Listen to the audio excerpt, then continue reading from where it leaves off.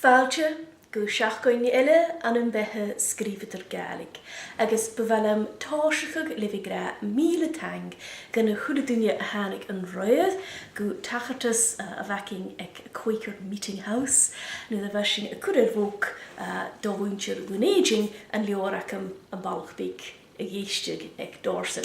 Chúil sin ar bhóca ag I write as a bharst, agus bheit tachartas acing a roiad do léiftar an donéiding, agus bhfuilm tang a horst do lua press agus a chualadúine a bheith gam a chuideach gur san seo chur a dói, Lauren agus Gavin agus Jenny agus chualadúine do híle chaimbal a bheith sa chathair agus a tháinig ó choharlinn an leorichin ar son an tachartas a stiúrag, agus donna chualadúine a tháinig a chur céistin agus a cheannig líomhreach Jenny leor.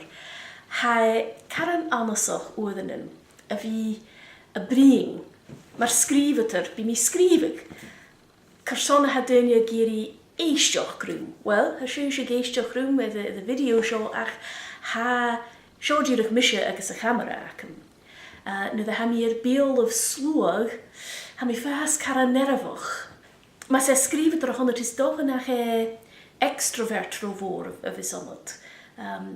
Mar is trích ha scríomhaidir an caran dúd, bí sin a gopur ling hín, a cholúas a ha an leor an clá féimising a bhí féimising taispanag a dhéanú ar son duine a hálig agus ag tórstóir a leor a cheannach.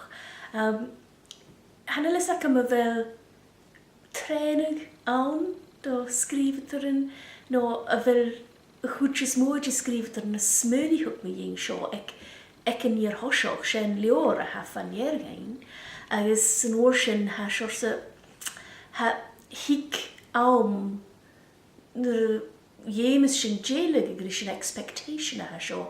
Oh, right, now I've got to go up on stage and talk about this thing that I wrote, and I wrote it so that I maybe wouldn't have to talk about it. Ach ecce cheanhail, bí mi fás nervach ach bí ag goprach go meach ecce cheanhail mar is tríchge.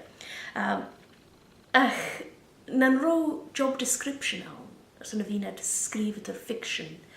I think the obligation to appear at book festivals and readings and meetings with readers would probably fall under the other sundry duties category. It's not the reason you write, ach sef to dhémas tú gianú. Ach ba chualadúine uamsach snoc. Ec an tachartas ar son an leor a chuir bhóg, agus cúdeoch ec chynniú a bhacam as a bhating, cólarí búin dí léiftar a haid bhí léifig leor ile acam caint na Gaelic a cailte, as bha uamsach snoc a bhí a cynniúcha riwasan agus mór an tang as an curug a churhucam.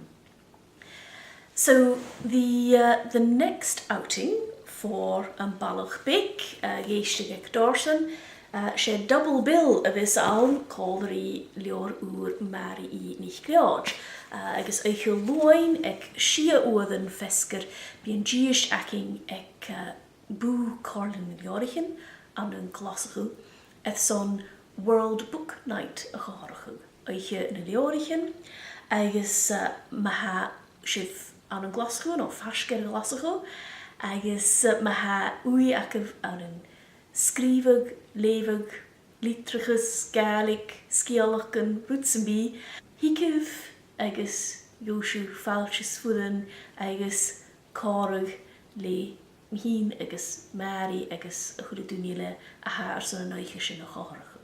A mi dochas go féich mi slúag mór ann ar son sin. So sin bhuam san teachcaintach an mór an ile le rá an drásta na cheachcain, scríomhach mar a sábhaist, scriptichin, tór de verrútena dhémas mi gianú, ach gus an gianmi yn a video mi dochas gybi 4 i'w cheachcain ac if ulig.